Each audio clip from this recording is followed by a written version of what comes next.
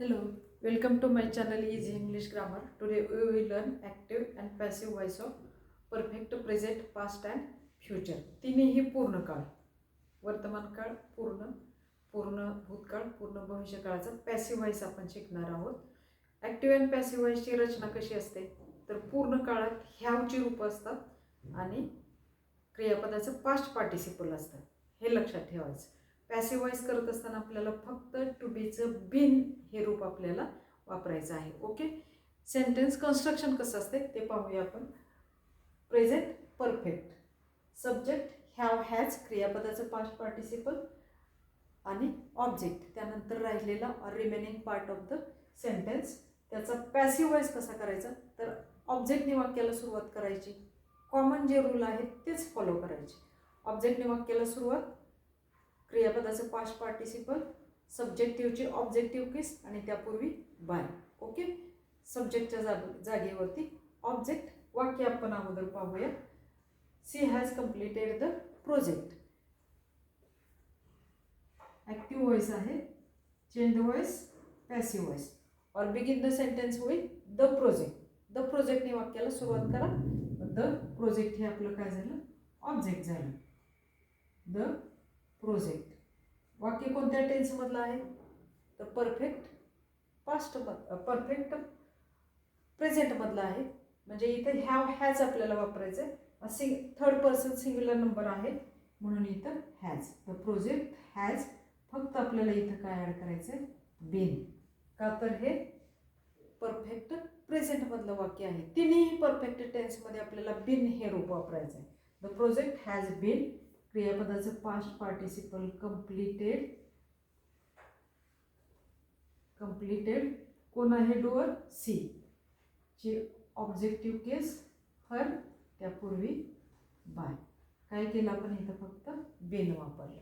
Okay, perfect past काय आहे तर इकडं हॅड असतं, इकडे हॅड बीन वापरायचं आहे आपल्याला. Okay, I had read the book before the movie came out. I had read the book. read वाचले, काय तर द बुक, एवढंच आपला ऑब्जेक्ट येतं. ओके, मग वाक्याची सुरुवात आपल्याला कशाने करायची, ऑब्जेक्टने. काय झालं, द बुक. सिंग्युलर असेल प्लुरल असेल तरी पास्टमध्ये हॅडच वापरतात. द बुक हॅड बीन वापरायचं आहे आपल्याला इथं. बीचं कुठलं रूप वापरायचं, been. The book had been read, red, red. फक्त उच्चार वेगळा करायचे, स्पेलिंग तेच आहे. The book had been read by, doer आहे आय, जी ऑब्जेक्टिव्ह केस मी, आणि remaining part of the sentence before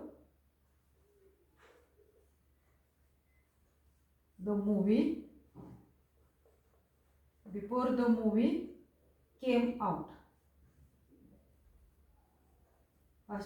other part जसाच्या तसा ठेवला आपण. ओके, त्यानंतर active voice of perfect future tense. They will have repaired the roof. Shall have, will have. आता आपण याचं पॅसिव्ह व्हॉइस करणार आहोत. ऑब्जेक्टने वाक्याला सुरुवात करायची. रिपेअर्ड, काय रिपेअर्ड केलं तर the roof. The roof. Third person singular number आहे, विल. The roof will. इथं आपल्याला बघायचं आहे काय वापरायचं आहे, the roof will have been. The roof will have been repaired. क्रियापदाचं past participle repaired by, doer कोण आहे तर दे. काय होणार त्याचे ऑब्जेक्टिव्ह केस दे.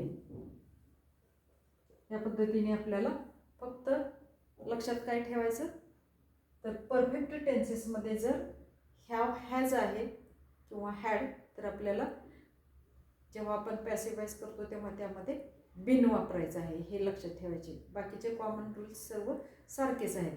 हे जर वाक्य जर निगेटिव्ह असतील म्हणजे परफेक्ट टेन्समध्ये. म्हणजे हे वाक्य कसं नकारार्थी होईल बघा, तर subject plus have has plus not. मग इथं सुद्धा आपण पॅसिव्ह वॉइसमध्ये काय करणार आहोत, तर हॅव हॅज प्लस इथं नॉट येणार. मग हे वाक्य निगेटिव्ह करायचं म्हटलं तर कसं होतं, she has not completed the project. Negative करत असताना द प्रोजेक्ट हॅज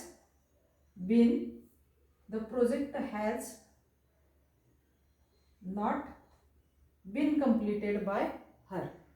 ओके, हे वाक्य निगेटिव्ह कसं होईल, सी हॅड